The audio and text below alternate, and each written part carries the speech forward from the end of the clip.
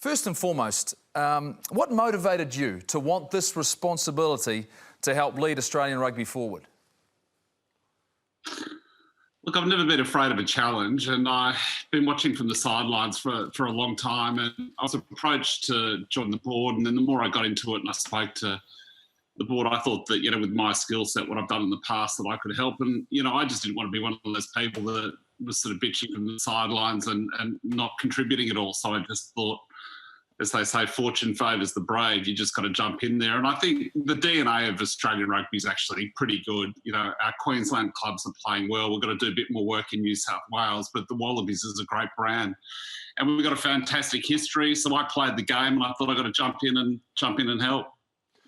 So, Hamish, in your opinion, what has happened? So 2003 World Cup, you put 70, 80 million in the bank, you win 2 World Cups. To, like you said, a little bit of bitching around the fringes now. You've just let your CEO go. It seems to be in turmoil. So what do you think are some of the things that you need to do straight away? Look, this is 10 years in the making. So, I don't want to name names, but I think, the administration's had some issues in the past. I think we've lost sight of grassroots rugby in this country.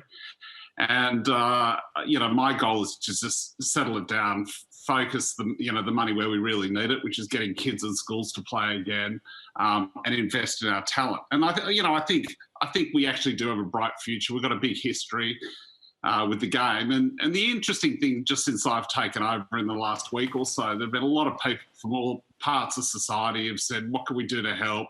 We think rugby is a really important game to Australia.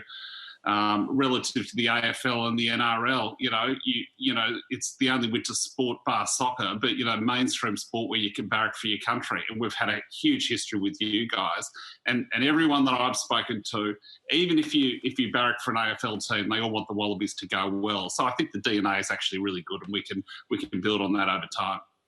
Hamish, I want to expand on that DNA. I mean, you talk about it, but the fact is, your players have taken massive pay cuts. You're competing against numerous other sports in Australia. Are you confident you're going to get those participation numbers back up, and what are you going to do to get those up? Yeah, good question. Look, I think we've lacked a strategy for a long time. Even the school that I went to in Sydney, we used to field 10 teams per year. We're down to 2 or 3. So we've got to get mums feeling comfortable that their kids can play and not get injured, that they'll be fine.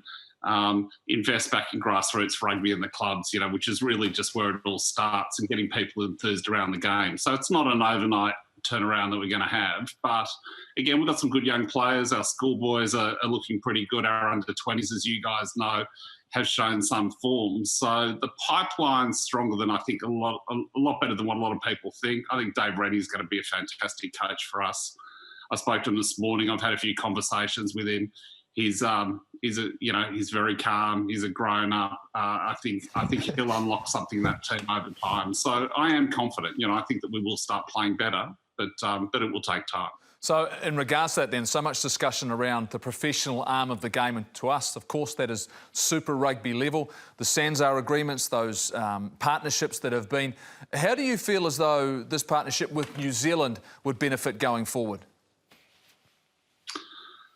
Look, when you talk to the broadcasters, we think if we are able to do something with New Zealand, that will be optimal. And everyone thinks that across Tasman competition, where we field proper teams, good teams with depth, will be the best way forward. So, the pandemic's just taught us that, you can't take anything for granted. So we're really committed at a SANZAR level. We want the TRC to continue. But the realities are, within our 2 countries, we've got a bubble. We're lucky compared to virtually everyone else around the world. So I think the best competition from my perspective would be if we got something going with New Zealand, maybe throw in a Pacific Island team if that's at all doable, and build from there. The tribalism and traditionalism, I reckon one of the greatest lessons in any other sport is actually how successful AFL has been. I've been talking to a couple of my Australian friends, and they would rather see Manly, Brothers, Randwick playing instead of the Waratahs in Queensland, and then maybe have that as some sort of, showpiece like the state of origin. I mean, do you think that has bolted and we've got to stay with the franchise, or we can go back to some club playing in a similar super competition? Yeah. Another great question. Look, we haven't really invested in club rugby enough, but there are pathways through to playing Super Rugby and representative football. So we've got to get those competitions right. I actually feel like there's, if there's one part of the game, club rugby in sort of Sydney, New South Wales, Queensland is actually quite strong. So it's a matter of just getting that Super Rugby level sorted out. That's the thing that I think's broken, and I think the pandemic's actually just shown that you can't have games at 2 o'clock in the morning. The broadcasters don't like it. No one's watching it. But if we can play you guys, that would be the best thing, because you're such a fantastic rugby nation, and then if we can get people out there playing against you guys, that would be great. How would you go then in terms of bringing harmony around the fact you've got, I suppose, 5 really strong rugby areas? The fact that Western Force out on their own, but they're back into this Super Rugby competition. One of the questions for me will always be the fact, can you have the depth? Can you compete with New Zealand if you were to try and keep that width across those 5 teams? Because for us, that's what we're looking forward to. We want competition. We believe you have the talent, but is it wide enough? Well, look, at the moment, I'd probably say the depth quite isn't there, but we've got to try and build a competition for the long term.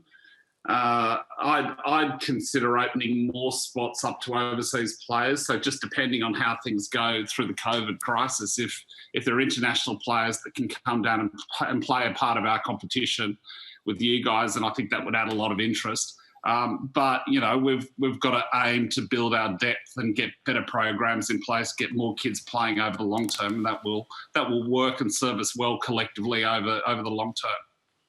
Hamish, you've committed to 2027 in terms of a bid for the Rugby World Cup.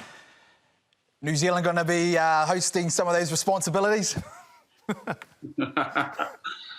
Look, you guys, at the end of the day, there's a lot of history between our two countries. So I'm really open to that, and I think, if you supported us in that way, I'm very open to it. If we can do more cross-Tasman with Super Rugby, that's great. So, I want to have a friendly and cooperative relationship with you guys.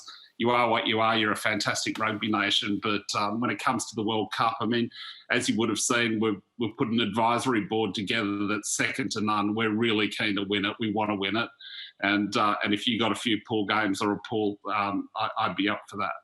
I'm sure we'd be up for it as well, given the fact we knew what we experienced the last time a Rugby World Cup was here. If you talk about support, though, and you talk about who you're putting together, do you feel as though if we get this partnership right, we can find a way to have a little bit more influence with World Rugby? Yeah, that's a great question. Look, the Sanzar nations have to stick together. You guys have been the leaders over a long time. We've got a great history. The interactions that I've actually had with the guys in the north have been very productive in the short period of time I've been in the chair. So I think performance on the field really does go a long way in terms of making sure that we've got more influence. If we can secure the World Cup, that would just be great for our game in this part of the world. And it is due to come down to the Southern Hemisphere. So, my understanding is that the Argentinians and the South Africans are, notionally supporting our bid. So, it'd be great for rugby in this part of the world. So we've got to give it a real shot.